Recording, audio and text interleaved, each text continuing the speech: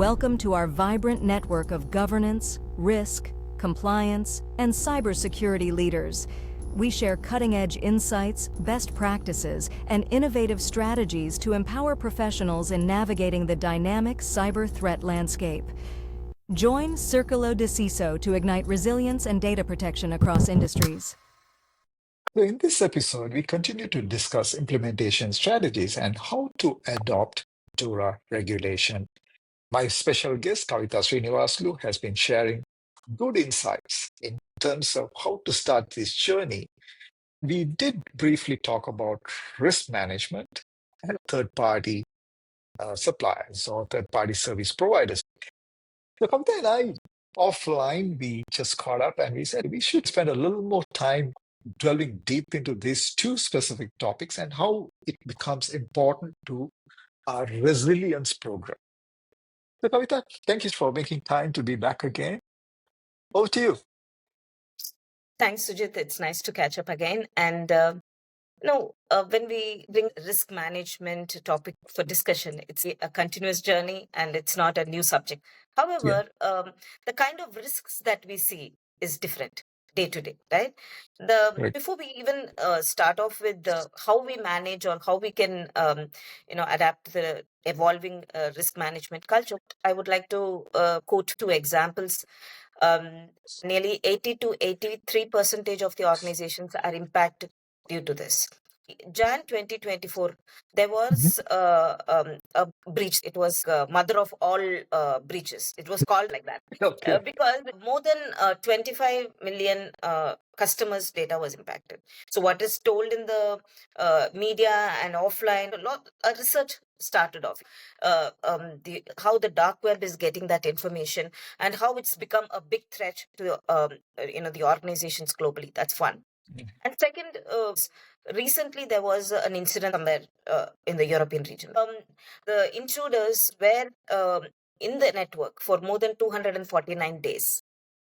And if they were on the system for 249 days, why wasn't it coming into attention of the organization? What are we missing here? And how we will be able to improve something which doesn't impact us until incident occurs, right? After an incident occurs, how do we close this gap that is identified? We have to take back and see how proactively we can manage. And that is what resilience is. For that, as I already mentioned, we will have to do a proactive risk and compliance self-assessment to see where we stand. We have to take risk assessment or risk management serious and not making it as a solo or a security team responsible. They'll just fill in the template, bring it for discussion and lose it on a priority. We have to, each and every business owner, it can be application specific or a line of business specific or a project specific. That business owner should take a serious attention of how resilient is my project or my application is, do a collaborative risk assessment and quantify risks. That helps the security team works on it day in and day out to take it to the management and justify or to give a business case of how it is going to impact our system when an incident occurs. For that, the security team might be good in their own field, but they will not be able to understand or measure the impact that it will cause to your system because you're the best judge, right? A best person who can tell what is the risk that you foresee in the system that you're working in. How critical is your project in the real sense? Okay, it's not that everybody brings up my project is critical, B and C. That is not how we have to go with. We have to understand our network or infrastructure completely before we document it or before we measure the risk, right? We have to take it seriously because when we are going to take all the risks are critical to the management is always going to say, it's risk for everybody, everywhere there is a risk. No, how do you want me to approve everything, right? That will be the first decline. So I would definitely recommend each and every business owner to evaluate themselves, from the controls that they're working on and from the systems that they are managing and maintaining on a day in and day out. Come out with a realistic picture and help and work in a collaborative manner to identify the risk and invest in the right places. That will be the good recommendation to avoid and see how strong we are in the risk culture. And second, very important is that we will have to ensure that the systems or the applications that we're working on is tested on an ongoing basis. How Mm, is risk and testing is related? Definitely they are interdependent, because it's not absolutely. only important that you do a risk assessment and document them and keep it aside. You have to understand how resilient are we by testing that system, to see whatever I evaluated myself in the risk, are we resilient in that? How is the backlogs getting managed, or what is the failures that we are facing, and mitigate them accordingly. That is mitigating the risks in a proactive manner rather than being corrective. And I would like to also highlight is, whenever that we are going doing a vulnerability assessment or penetration testing, it's not only important to see the false positives or to understand the weaknesses, but how well are we delving into it, how deeply are we doing the assessment is very important. Because if the assessment would have been done properly, as I just quoted you, the vulnerability wouldn't be surviving to assess or foresee the risks that's available in our system, take proactive measures to ensure we are mitigating the risks that is evolving in much in advance, rather than sitting and mitigating the risk once it occurs. So this is a recommendation that I would give, not only from the organization perspective, but also from the third parties. From third parties, the question that comes is, even if I categorize them, there are a lot of critical vendors that we work with.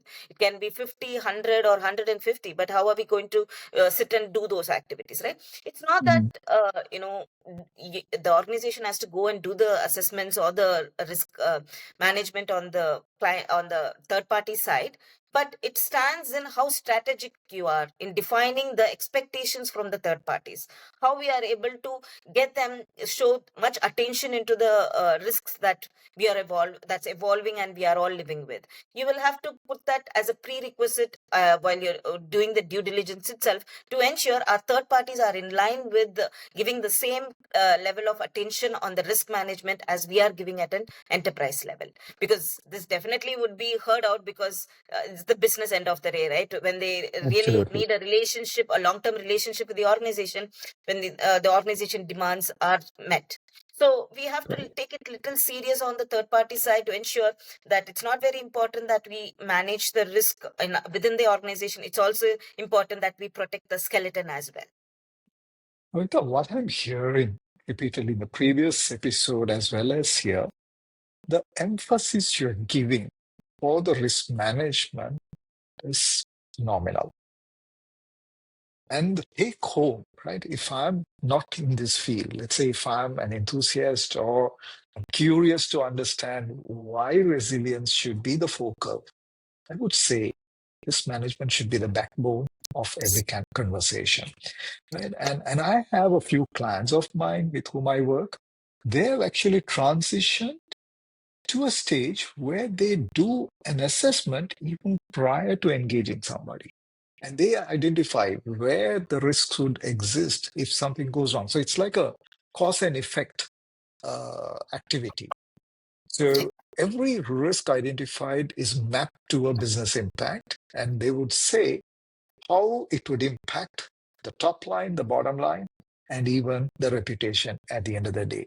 So I guess what we have to see going forward is a complete cultural shift, that everybody should be contributing to the risk assessment. Right? Because the risk you and I may see from wherever we are seated may not be the risk a frontline worker may see it, right? Or even the security guard, that for matter, right? So they would see certain risks or threat actors which may not be even noticeable for us.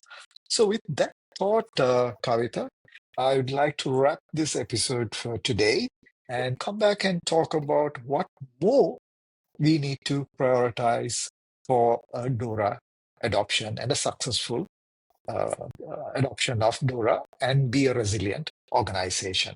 So thank you so much, Kavita, for being here, and I look forward to seeing you on another episode. Thank you, Sujit. Thanks, everyone.